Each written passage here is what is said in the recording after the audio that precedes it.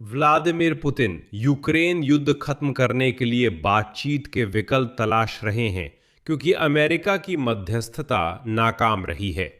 रूस का यूक्रेन पर हमला अपने अंत के करीब है, ऐसा बयान रूस के राष्ट्रपति व्लादिमीर पुतिन ने हाल ही में दिया। इसके अलावा पुतिन ने अचानक यूक्रेन के राष्ट्रपति को उद्धरण के अनुसार श्रीमान जेलेंस्की कहा और माना कि वो कभी भी कीव के साथ सीधे बातचीत करने के लिए तैयार हैं, और उन्होंने इशारा किया कि ट्रंप की मध्यस्थता की कोशिशें अब कोई फायदा नहीं पहुंचा पाएंगी। साथ ही व्लादिमीर पुतिन ने पहले ही यह स्पष्ट कर दिया है कि क्रेमलिन युद्ध बंदियों की अदला बदली को विफल कर रहा है जो युद्ध विराम के दौरान तय की गई थी, और साथ ही पुतिन यूक्रेन की सशस्त्र सेनाओं को पूरी तरह से नष्ट करने की धमकी भी दे रहे हैं। लेकिन 9 मई को मॉस्को में परेड के बाद यह पता चला कि स्लोवाकिया के प्रधानमंत्री रॉबर्ट फित्सो ने व्लादिमीर पुतिन को व्लादिमीर जेलेंस्की का संदेश वास्तव में सौंपा था। फित्सो ने बताया कि अब पुतिन यूक्रेन के राष्ट्रपति की कॉल का इंतजार कर रहे हैं ताकि सीधे बातचीत हो सके, और अब पुतिन यूरोप में एक खास व्यक्ति का नाम भी ले रहे हैं जिसे नया मध्यस्थ बनना चाहिए। मेरा नाम अलेक्सेय पेचिये है। आइए इस विषय पर साथ में चर्चा करें, लेकिन शुरू करने से पहले आपसे अनुरोध है कि इस YouTube चैनल को सब्सक्राइब करें और इस एपिसोड को लाइक करें। इस वीडियो पर अपनी टिप्पणी लिखें और टेलीग्राम चैनल पेचिये न्यूज को डिस्क्रिप्शन में दिए लिंक से सब्सक्राइब करें, वहां ताजा खबरें तुरंत मिलती हैं। तो रूस का यूक्रेन पर हमला अपने अंत के करीब है, ऐसा रूस के राष्ट्रपति व्लादिमीर पुतिन ने कहा है। तानाशाह ने पत्रकारों को यह समझाते हुए ऐसी टिप्पणी की कि उनके अनुसार आखिरकार युद्ध की वजह क्या बनी। पुतिन के अनुसार यह संघर्ष पहले से ही 5वें साल में चल रहा है और यह सिर्फ युद्ध का पूर्ण पैमाने वाला चरण है, इसलिए कि पश्चिमी अभिजात वर्ग के वैश्विकतावादी खेमे के नेताओं ने यूक्रेनियों के जरिए रूस के खिलाफ लड़ते हुए इस बात पर जोर दिया कि कीव उस शांति समझौते पर हस्ताक्षर न करे जो कथित तौर पर 2022 में इस्तांबुल में रूसी और यूक्रेनी प्रतिनिधि मंडलों के बीच हुआ था। आगे पुतिन के शब्दों को शब्दशः प्रस्तुत किया गया है। तो सभी ने यूक्रेन की मदद करने का वादा किया और रूस के साथ टकराव को बढ़ाना शुरू कर दिया, जो अब तक जारी है। मुझे लगता है मामला खत्म होने वाला है, लेकिन ये अब भी गंभीर है।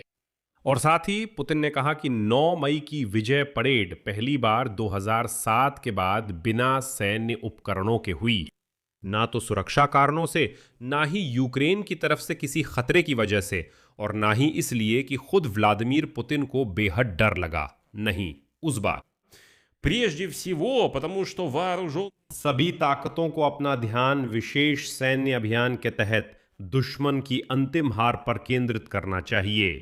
तो फिर यहां सवाल उठता है, क्या वाकई इतनी बड़ी रूस में अब परेड और युद्ध दोनों के लिए उपकरणों की कमी हो गई है? मजेदार बात है कि व्लादिमीर पुतिन ने कहा कि परेड में सैन्य उपकरण ना लाने का फैसला और मॉस्को में मोबाइल नेटवर्क बंद करने का फैसला उन सभी भड़काऊ बयानों से काफी पहले ही ले लिया गया था। कहा जा रहा है कि राष्ट्रपति जेलेंस्की ने चेतावनी दी थी कि कीव रूस के हमलों का उसी तरह जवाब देगा, और 9 मई को रेड स्क्वायर की परेड में यूक्रेनी ड्रोन भी आ सकते हैं। और यहीं पर विरोधाभास है, क्योंकि एक तरफ व्लादिमीर पुतिन ये भरोसा दिलाते हैं कि मॉस्को में विजय परेड को यूक्रेन की धमकियों की वजह से नहीं घटाया गया, लेकिन दूसरी तरफ उसी सांस में वो ये भी कहते हैं कि उन्होंने व्लादिमीर जेलेंस्की पर असर डालने के लिए कि कीव 9 मई को मॉस्को पर हमला ना करे, सिर्फ अमेरिका से ही नहीं बल्कि चीन और भारत से भी कहा था। हमने अपने मुख्य साझेदारों और दोस्तों के साथ काम शुरू किया, सबसे पहले अपने चीन और भारत के दोस्तों के साथ और कुछ अन्य देशों के साथ भी। मॉस्को ने स्थिति स्पष्ट कर यूक्रेन की राजधानी पर जवाबी हमले की चेतावनी दी। मेरा मतलब है कि कीव में सभी नियंत्रण और निर्णय लेने वाले केंद्र कई देशों के राजनयिक संस्थानों के बहुत करीब स्थित हैं। वहां ऐसे दर्जनों संस्थान हैं। इसके बाद व्लादिमीर पुतिन ने अचानक कहा कि वो जेलेंस्की से बातचीत को तैयार है। पहले पुतिन ने कहा कि ट्रंप बेशक युद्ध को जल्दी खत्म करना चाहते हैं, लेकिन अब वो मदद नहीं कर सकते क्योंकि ये यूक्रेन और रूस के बीच व्यक्तिगत मामला है। और इसके बाद उन्होंने कहा कि वो यूरोप की ओर से मध्यस्थ के रूप में जर्मनी के पूर्व चांसलर गेरहार्ड श्रेडर को देखना चाहेंगे। आज ही जर्मन सरकार ने पुतिन द्वारा श्रेडर को रूस यूक्रेन वार्ता में मध्यस्थ बनाने का प्रस्ताव ठुकरा दिया। जर्मनी ने तुरंत कहा कि यह सब मॉस्को के दिखावटी प्रस्ताव है जो रूसी हाइब्रिड रणनीति का हिस्सा है। ऐसी पहले भरोसेमंद नहीं है क्योंकि क्रेमलिन ने यूक्रेन से अपनी मांगे नहीं बदली हैं।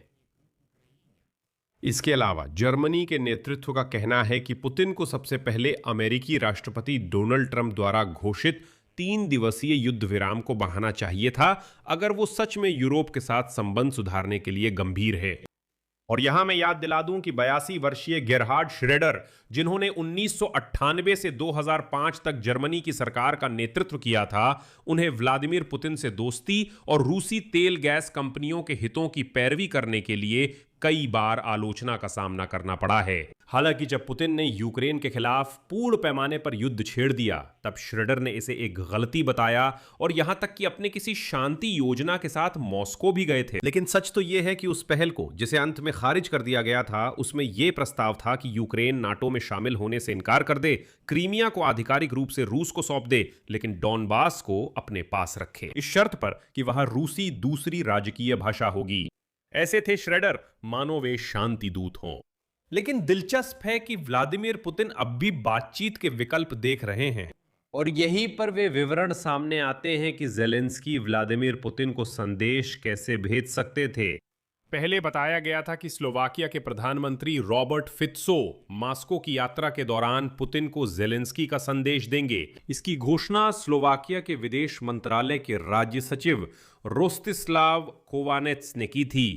फित्सो को उम्मीद थी कि पुतिन बताएंगे कि वे युद्ध खत्म करने के प्रयासों को कैसे देखते हैं।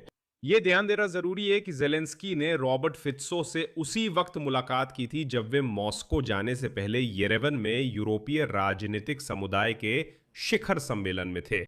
मैं आपको एक छोटा सा वीडियो दिखाना चाहता हूं जो दिखाता है कि व्लादिमीर पुतिन की बयानबाजी कैसे बदल गई है। यह बहुत कुछ बताने वाला है क्योंकि 2022 में वे यूक्रेन की सरकार को गिरोह कह रहे थे और कल 9 मई को अचानक उन्होंने कहा कि वे श्री ज़ेलेंस्की के साथ बातचीत के लिए तैयार हैं।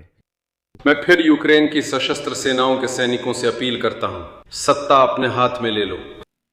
लगता है आपके साथ समझौता करना हमारे लिए कीव में जमे नशेड़ियों और नव नाजियों के इस गिरोह के मुकाबले आसान होगा। यूक्रेनी पक्ष श्री ज़ेलेंस्की व्यक्तिगत मुलाकात के लिए तैयार है। हाँ, मैंने ये सुना है।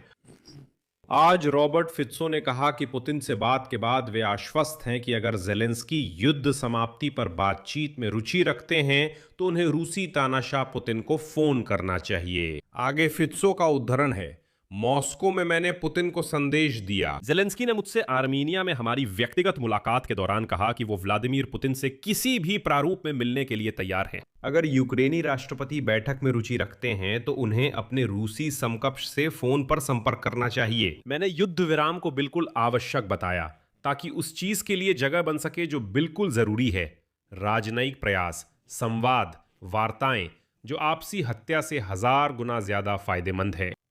तो चलिए अब देखते हैं कि ये वार्ताएं किस दिशा में जाती हैं, क्योंकि साफ है कि ये अब बदल रही हैं। दोस्तों, मैं यही विराम देता हूं, लेकिन मैं तुरंत अपनी इस YouTube चैनल की यूक्रेनी भाषी ऑडियंस को याद दिलाना चाहता हूं कि मेरा एक बिल्कुल नया, पूरी तरह से यूक्रेनी भाषी YouTube चैनल शुरू हुआ है, जहां हम हर शाम बीते दिन का सारांश खास तौर पर यूक्रेनी एजेंडा पर फोकस करते हुए पेश करते हैं। इसलिए मैं इस वीडियो के पिन किए गए कमेंट में और इस एपिसोड के डिस्क्रिप्शन में लिंक छोड़ दूंगा। नए यूक्रेनी भाषा का YouTube चैनल का लिंक जाएं, सब्सक्राइब करें अगर आप वाकई में खबरें यूक्रेनी भाषा में देखना चाहते हैं। इस वीडियो के नीचे कमेंट्स में अपनी राय, अपने निष्कर्ष जरूर लिखें और जाहिर है इस YouTube चैनल को सब्सक्राइब करें, एपिसोड को लाइक करें। अगर आप इस YouTube चैनल को सपोर्ट करना चाहते हैं तो डोनेशन या पेड सब्सक्रिप्शन से आर्थिक मदद कर सकते हैं। इस वीडियो के डिस्क्रिप्शन में दिए गए लिंक और भुगतान विवरण या आपकी स्क्रीन पर दिख रहे QR कोड के जरिए। बस इतना ही। अपना ख्याल रखें। सबको अलविदा।